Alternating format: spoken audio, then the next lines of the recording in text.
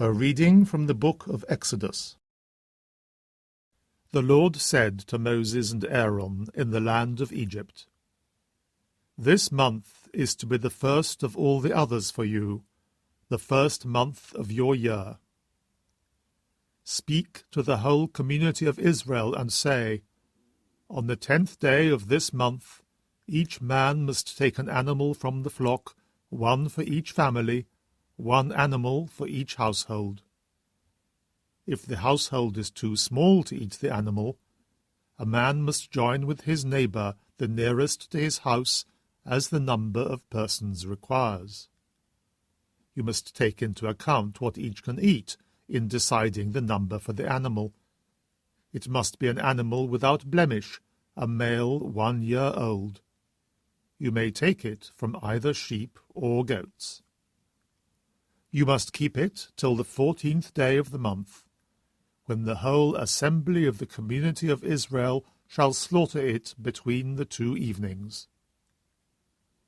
Some of the blood must then be taken and put on the 2 doorposts and the lintel of the houses where it is eaten. That night the flesh is to be eaten, roasted over the fire. It must be eaten with unleavened bread and bitter herbs. You shall eat it like this, with a girdle round your waist, sandals on your feet, a staff in your hand. You shall eat it hastily. It is a Passover in honor of the Lord. That night I will go through the land of Egypt, and strike down all the firstborn in the land of Egypt, man and beast alike, and I shall deal out punishment to all the gods of Egypt. I am the Lord. The blood shall serve to mark the houses that you live in.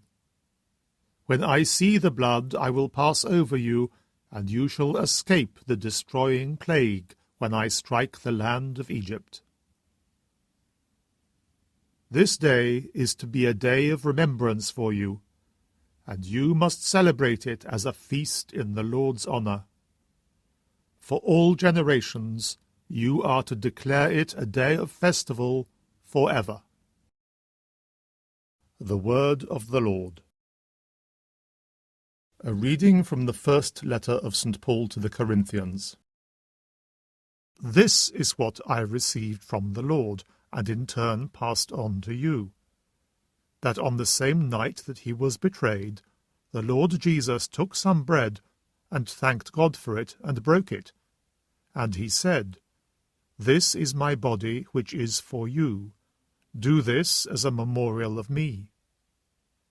In the same way he took the cup after supper, and said, "This cup is the new covenant in my blood.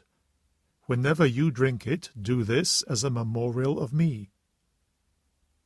Until the Lord comes, therefore, every time you eat this bread and drink this cup, you are proclaiming his death. The Word of the Lord. A reading from the Holy Gospel according to John. It was before the festival of the Passover, and Jesus knew that the hour had come for him to pass from this world to the Father. He had always loved those who were his in the world, but now he showed how perfect his love was. They were at supper, and the devil had already put it into the mind of Judas Iscariot, son of Simon, to betray him. Jesus knew that the Father had put everything into his hands, and that he had come from God and was returning to God. And he got up from table, removed his outer garment, and taking a towel, wrapped it round his waist.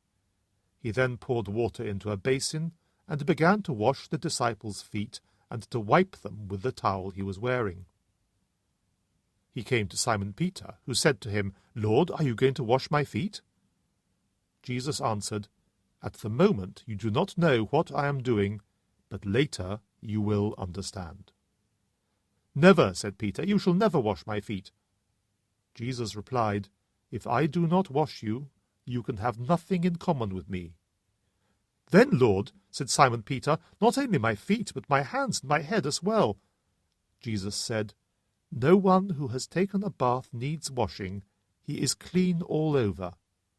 You too are clean, though not all of you are. He knew who was going to betray him. That was why he said, though not all of you are.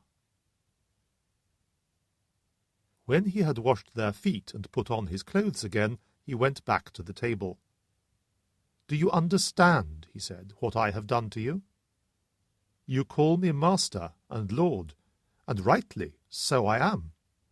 If I, then, the Lord and Master, have washed your feet, you should wash each other's feet. I have given you an example, so that you may copy what I have done to you. The Gospel of the Lord.